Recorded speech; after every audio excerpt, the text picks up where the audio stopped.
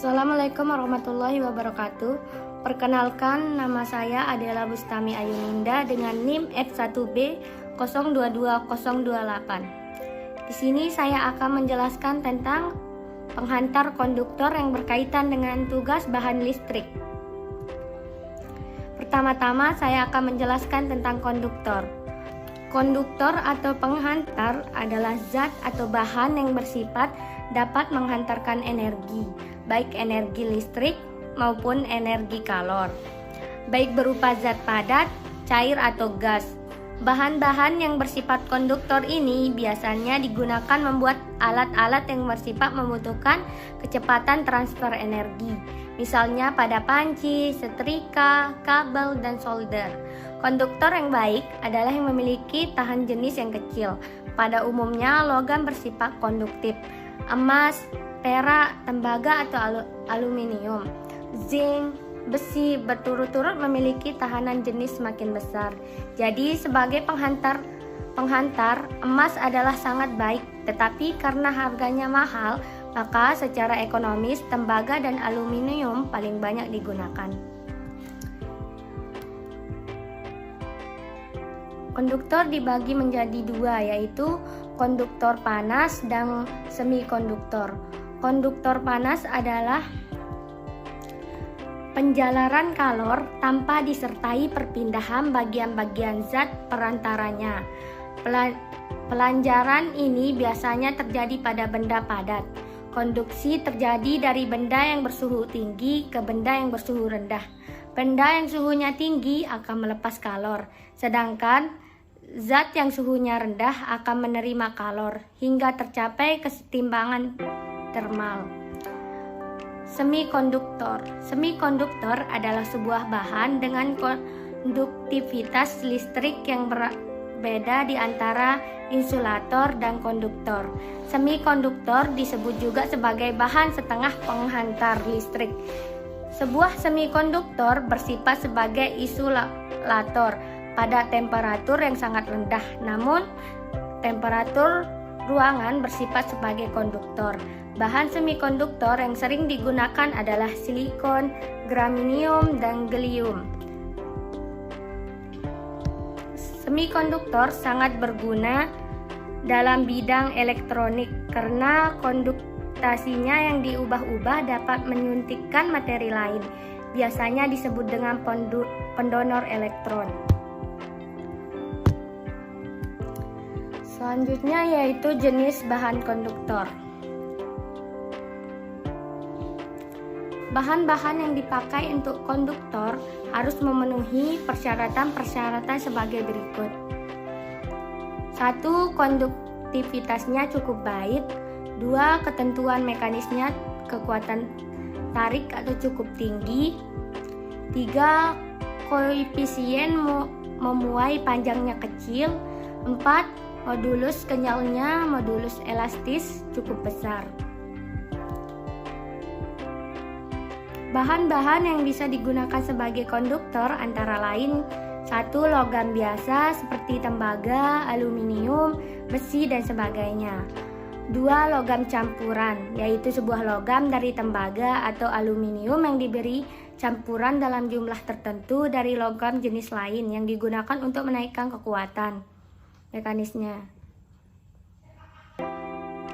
Logam paduan, yaitu dua jenis logam atau lebih yang dipadukan dengan cara kompresi.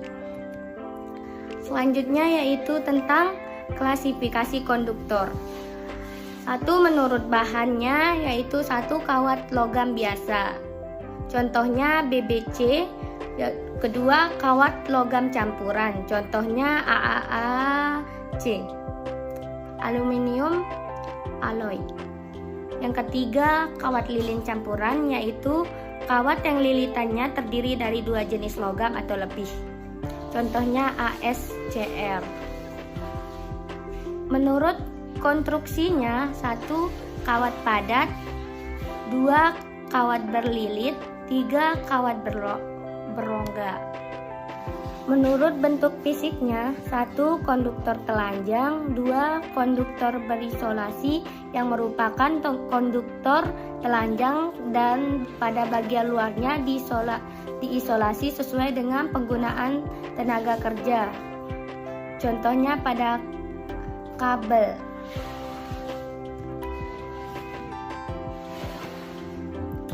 Selanjutnya yaitu tentang karakteristik konduktor.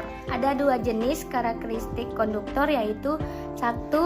Karakteristik mekanik yang menunjukkan keadaan fisik dari konduktor yang menyatakan kekuatan tarik pada konduktor. 2. Karakteristik listrik yang menunjukkan kemampuan dari konduktor terhadap arus listrik yang melewatinya. Selanjutnya yaitu kriteria mutu penghantar. Konduktivitas logam penghantar sangat dipengaruhi oleh unsur-unsur pemandu atau ketidaksempurnaan dalam kristal logam yang ketiganya banyak berperan dalam proses pembuatan penghantar itu sendiri. Unsur-unsur pemandu selain mempengaruhi konduktivitas listrik akan mempengaruhi sifat-sifat mekanika dan fisika lainnya. Logam murni memiliki konduktivitas listrik yang lebih baik daripada yang lebih rendah kemurniannya. Akan tetapi, kekuatan mekanis logam murni adalah rendah. Penghantar tenaga listrik selain menyaratkan konduktivitas yang tinggi juga membutuhkan sifat mekanis dan fisika tertentu yang disesuaikan dengan penggunaan penghantar itu sendiri. Selanjutnya yaitu tentang jenis-jenis konduktor. Jenis-jenis konduktor: 1. Aluminium, 2. perak, 3. emas, 4. tembaga, 5. seng, 6. platina, 7. logam, 8. besi.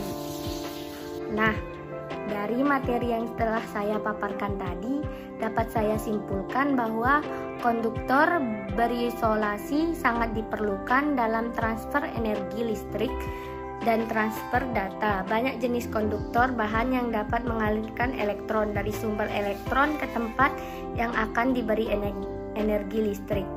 Konduktor berisolasi sebagian besar terbuat dari bahan tembaga karena hambatan jenis sangat kecil serta lebih efektif dan efisien. Banyak konduktor berisolasi dari jenis, ukuran, bahan, dan kegunaannya yang dapat digunakan dalam kegiatan sehari-hari, terutama yang berkaitan dengan transfer energi listrik dan transfer data. Dalam kegiatan transfer energi listrik, tingkat kecelakaan dalam penggunaan konduktor berisolasi dapat rendah karena konduktor terlindungi oleh isolasi atau terbungkus. Sekian dari presentasi saya pada hari ini. Terima kasih. Assalamualaikum warahmatullahi wabarakatuh.